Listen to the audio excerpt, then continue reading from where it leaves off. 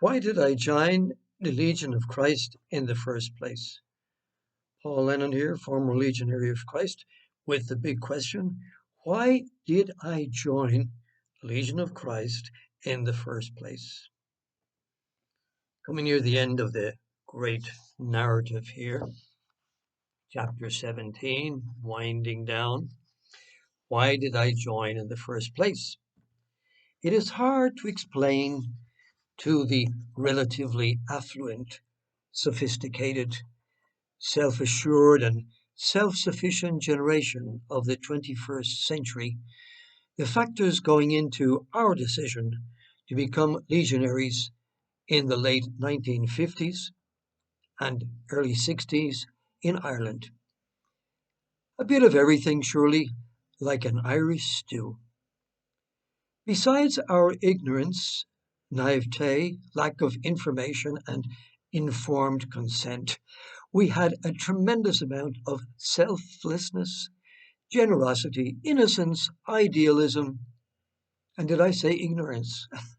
We possessed or were possessed by a strong willingness to give, to serve humanity, particularly the less fortunate, and to commit to a great cause of some kind.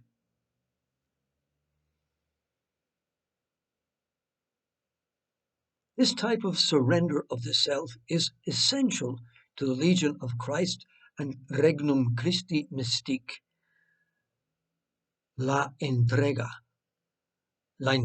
total in Spanish, total surrender of the self to the cause.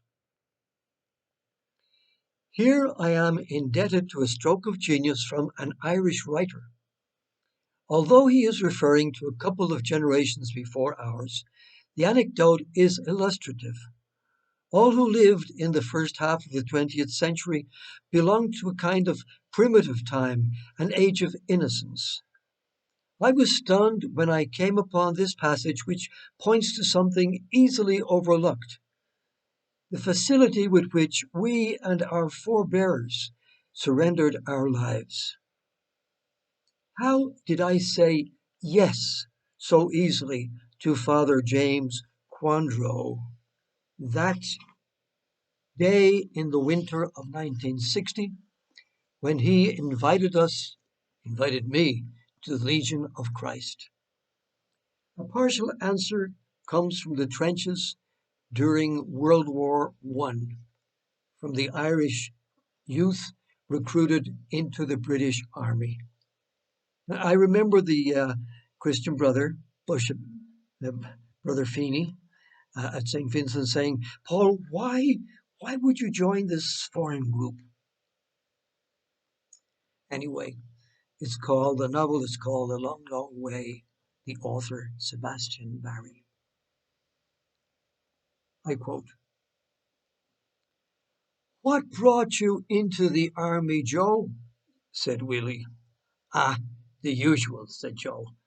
"I'll tell you what it was, Willie. I was walking along by the river in Ballina, minding my own business. My father had sent me in to see about the purchase of some bolts for the barn doors. And a girleen came along, and in her hand, like a bunch of flowers, she had a fist of white feathers. And she crosses over the road to me smiling, and she hands me the one. Now, I didn't know what that was, and my mother kept bees back in Gullinachten, and I thought she was an itinerant selling feathers, because you see, Willie, you use a goose wing for the bees, to be brushing a rogue hive into the carrier box. And I know it wasn't the full wing of the hive, but so I asked her, I said, 'Are you selling those or what?' And she said, 'No.' 'Is it something for the bees?' I said, 'No.' 'No,' she said, 'something for the war. I'm to give you that feather so you will be feeling bad about not going and go on with yourself to the war.' And I said, 'Go away. I never heard the like of that.' 'Oh, yes,' she said. 'What do you think? Will you go?' And you know, she was so pretty and nice and all that. And I felt so awkward about it. I said, yes, yes. And of course, I mightn't have gone out at all, but she bought the, but just bought the bolts and gone home to my mother and father. But you know, when you say that you will do a thing to a person, you like to go and do it. And that's how you came to join up. I can hardly believe it, said Willie, with the tone of a child.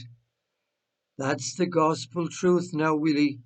And didn't my cousin Joe McNulty come in with me for the company? said Joe, and threw his head back in pleasing laughter. Not ironical or anything like that. Just amused himself by the daftness of it all, considering how he had found the war to be and all that. End of quotes. An ounce of human kindness, a pinch of spiritual wisdom, and a pound of prudent discernment would have gone a long way. But as I look back on those 23 years in the Legion, there is more sadness than anger. And now in the denouement, there is more joy and peace than sadness. On the one hand, I totally acknowledge the old Irish saying, you can't put an old head on young shoulders and think, if I had known then what I know now. But on the other hand, when leaving, I embraced the credo expressed in the title of a beautiful book by Père Besnard. Pour Dieu, il n'est jamais trop tard. It is never too late for God. In my interpretation, any time in our lives, no matter what has gone before, no matter what we have done, God can reach out to love and accept us exactly where and as we are. We don't need to go back and fix it.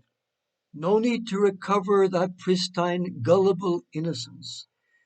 New wine needs new wineskins. We don't need to go back to that fork in the road where we think we went wrong. Who said we went wrong? God is love. God is here. God is now. Thank you.